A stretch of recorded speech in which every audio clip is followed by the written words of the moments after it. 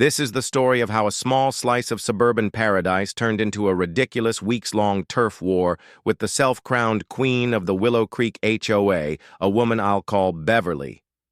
A war that ended with a cop nearly swallowing his whistle and me showing the deed to my own backyard. It was a Tuesday afternoon.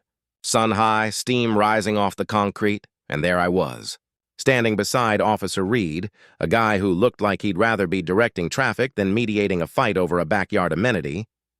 And across the perfectly blue water, jabbing a finger that looked like an aggressive manicured dart, stood Beverly Thorne. "This is unauthorized private use of a shared community asset," she hissed, her voice tight enough to snap a twig. "I demand you arrest this man immediately, officer." "He is hoarding the common pool." I honestly thought I was going to burst out laughing right there, but I kept my cool, just reached into the manila folder I'd brought outside, and slowly pulled out the title to my property. I handed it to the officer, catching the flicker of confusion, and then, unmistakably, the corners of his mouth starting to twitch. Beverly, meanwhile, was completely oblivious, adjusting her rigid posture, still convinced she was presenting the closing arguments of a criminal trial. She had no idea she was about to become the single biggest punchline in Willow Creek history. This whole ridiculous drama started about 4 months earlier, when I closed on the colonial house on Aspen Lane. It wasn't the biggest, flashiest place, but the private, kidney-shaped pool out back sealed the deal for me. After years in a cramped, noisy city apartment, that shimmering blue water, surrounded by a deck made for grilling and relaxing, felt like my own personal Eden. I'd pictured cold beer, floating on a raft, just quiet, finally. The first week was perfect. Neighbors waved, kids rode their bikes. It was the picture of friendly, small-town charm. Then came the knock. Standing on my welcome mat was a woman in her late 50s, meticulously coiffed blonde hair, a style I'd later realize was as rigid as her personality, and, yes, the clipboard. "Welcome to Willow Creek Estates," she chirped, a smile that didn't quite reach her eyes. "I'm Beverly Thorne, president of the HOA. For life, of course." That last part should have been my first real warning. She handed me a thick packet of rules. But her eyes, those sharp assessing eyes, drifted past me, through the living room window and straight to the pool. Her smile widened into this unsettling proprietary grin. "Oh, how wonderful," she exclaimed, clapping her hands once sharply. "You'll be maintaining the community pool. It's such a blessing to have that common space so easily accessible for all our residents." I actually blinked, thinking maybe I'd misheard the word community. "I'm sorry, what?" "No, that's my pool. It came with the house. It's entirely on my property." Beverly let out this strange, high-pitched, tinkling laugh that sounded completely manufactured. "Oh dear, there must be some confusion, darling. That pool has always been a neighborhood amenity. The previous owners, bless their hearts, were so generous about sharing it. I'm certain you'll want to continue that lovely tradition." Before I could even formulate a proper response, something involving the word trespassing, she spun on her heel and walked off, already talking over her shoulder about the next HOA meeting. I stood there holding that packet of rules, feeling like I'd just stepped into a bizarre alternate reality where the head neighbor thought my furniture was a shared resource. The next few weeks were a descent into total absurdity. I'd come home from work to find Beverly lounging on my deck chair, sipping iced tea like she paid the mortgage. One Saturday, I was woken by splashing. I went outside, and there she was, in a ridiculously outdated floral suit and a bright pink cap, doing water aerobics. "Good morning," she called out, completely unfazed. "The water temperature is absolutely perfect today. Just getting my exercise in before the heat really sets in." She just kept bobbing, completely ignoring the fact that she was literally trespassing in my private fenced-in backyard, but it escalated fast. Beverly started posting flyers around the neighborhood announcing mandatory community swim hours at my address Tuesday and Thursday evenings. The first time it happened, I arrived home to find at least a dozen strangers splashing in the water, kids doing cannonballs, parents lounging on my patio furniture. Beverly was standing poolside, wearing a whistle, looking like an overzealous camp counselor. "Isn't this simply wonderful?" she chirped, beaming. "Building those community bonds." I took a breath, trying to keep my voice even, though my blood was boiling. Everyone, you need to leave. This is private property. It is not a public pool. The neighbors looked uncomfortable, quickly gathered their belongings, and hurried out. Beverly's face turned this shade of mottled scarlet. You are being incredibly selfish, she snapped. This goes against the very spirit of our covenants. The next morning, I installed a heavy-duty lock on the gate. The following morning, there was a note taped to it, in Beverly's perfect cursive. You violate HOA Regulation 7.3 regarding community access to shared amenities. Remove this lock immediately or face substantial fines. I crumpled it. 2 days later, another note appeared, this time laminated, listing pool rules she had personally drafted. No diving in the shallow end. Pool hours 8 a.m. to 8 p.m. No glass containers. The sheer, brazen audacity of the woman was almost impressive.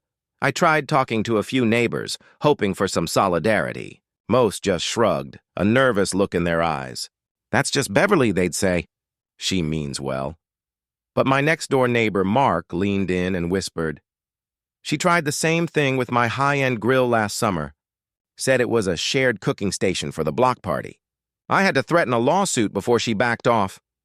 Apparently, this was Beverly's favorite power trip, claiming other people's hard-won property as a communal resource. But my pool seemed to be her ultimate white whale. The breaking point, the moment my patience finally snapped, came on a Tuesday afternoon. I'd come home early with a migraine, desperate for quiet. Instead, I found Beverly and 3 other women, all wearing matching, terrible floral swimsuits, doing a synchronized swimming routine.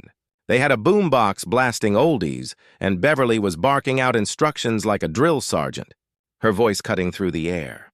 I stormed outside, planted my feet and didn't yell, but spoke flatly with absolute finality. Beverly, you need to leave, and you do not come back onto my property without my express written permission. Ever. She climbed out of the water with this ridiculous, exaggerated dignity, water streaming down her face. Her voice dropped to a low, venomous hiss. You are making a very, very big mistake. The full board will hear about this. Her retaliation was swift and frankly hilarious. 2 days later, I was working in my home office when I heard a firm knock. Standing there was Officer Reed, looking slightly uncomfortable.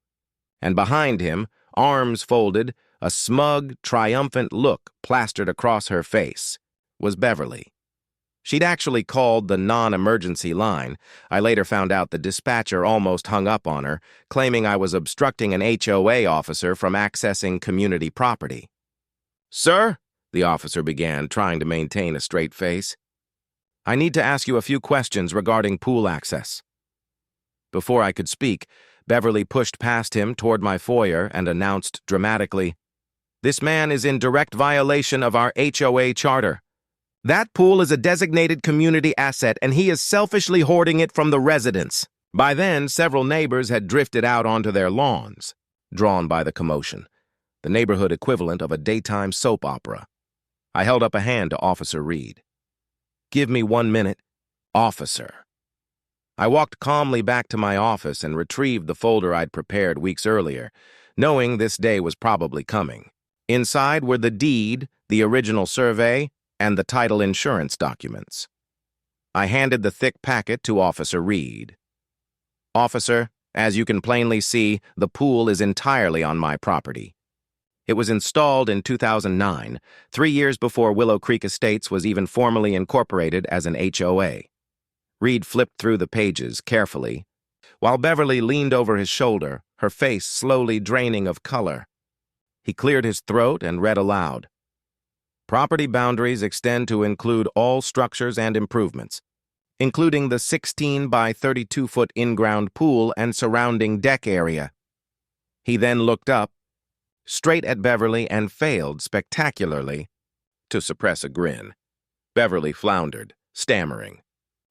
But the previous owners always shared it. It has been understood for years that it's for the community. Ma'am? The officer replied, his tone now firm and professional, the amusement gone. Intent does not override established property law. This gentleman owns the pool. If you continue to enter this property without his permission, you can and will be charged with criminal trespassing. A loud snort of laughter came from the crowd. Someone quickly turned it into a fake cough. Another neighbor, old Mr. Jenkins, muttered loud enough for everyone to hear. "Told you she was wrong about that darn pool." Beverly turned to the neighbors, desperate. "You all use that pool. Tell him!" But suddenly, every single person found the cracks in the pavement or their lawn ornaments deeply fascinating. Not a soul stepped forward. Officer Reed handed me my documents with a small, knowing smile. "Sir, you are well within your rights to keep this pool private. Ma'am, I suggest you respect those boundaries." He gave Beverly an official verbal trespassing warning, jotted down his notes, and headed back to his cruiser. Beverly remained frozen on my lawn, her little HOA empire visibly shimmering and crumbling before her eyes. Mrs. Chen from across the street was the first to break the silence. "Beverly, we need to talk about your behavior." "This has gone far enough," Mark, my neighbor, added bluntly. "I think it's time we called a special HOA meeting to discuss, well, leadership changes." The special meeting was held the following Wednesday at the community center. The place was packed, every seat taken. Beverly sat stiffly at the board table, flanked by two uneasy-looking members. She tried to call the meeting to order, but Mrs. Chen immediately cut her off. "We are here to vote on your immediate removal from the board, Beverly. Your actions have embarrassed our community and exposed us to legal liability." Beverly launched into a rambling speech about community resources and honoring traditions. But no one was buying it. When she insisted one last time that my pool was meant for the community, I stood up and calmly presented the documents. I had even retrieved the original HOA charter from county records. It didn't mention my property, or any pool, not even once. The vote was swift, 31 in favor of removal. 2 against, Beverly and her one loyal friend. Deborah, Beverly's carefully constructed mask, cracked. She slammed her hand on the table. "You are making a terrible mistake. I have dedicated 7 years of my life to this community." Mark crossed his arms and shot back dryly. "And in those 7 years, you've tried to claim 3 hot tubs, 2 storage sheds, and now a pool. It's time for new leadership." Then came the knockout punch. The community lawyer, who had been invited to observe, calmly explained that Beverly's behavior had exposed the HOA to a potential lawsuit, and she could be held personally liable for harassment and defamation. But the final twist was pure, unadulterated poetic justice.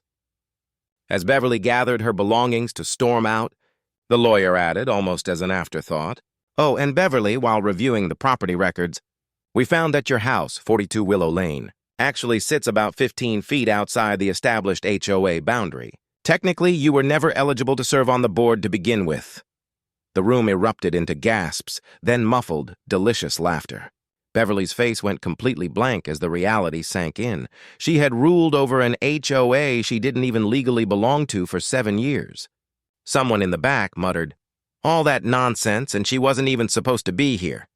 Beverly's humiliation was absolute. She fled the room, heels clacking, the door slamming behind her like the final curtain call on a very bad play. 2 weeks later, I was floating peacefully in my pool, a cold drink in hand, enjoying the glorious absolute quiet. My new security system chimed from the gate, a custom message I'd programmed for my own amusement. "Welcome to private property. This pool is not community property. Have a nice day." A tall privacy fence now shielded the backyard. The final, sweetest blow. Beverly received the HOA lawyer's bill for the emergency consultation, $5,000, personally charged to her for acting outside her already invalid authority. Mark later told me he saw her at the grocery store. When she spotted him, she abandoned her half-full cart and practically sprinted to her car. Her reign of terror was officially over. She couldn't even complain at meetings anymore, because legally, she wasn't a member. I still float out here. The speaker sometimes chiming as a delivery truck rolls by. "This pool is not community property. No, Beverly. It most definitely is not." So, I'm curious, what would you have done when the neighbors started showing up for community swim hours? Would you have tried to reason with Beverly, or gone straight to the police? Drop your thoughts in the comments below, and let's talk about the craziest power trip you've ever seen from an HOA. Don't forget to like and subscribe for more stories about suburban nightmares.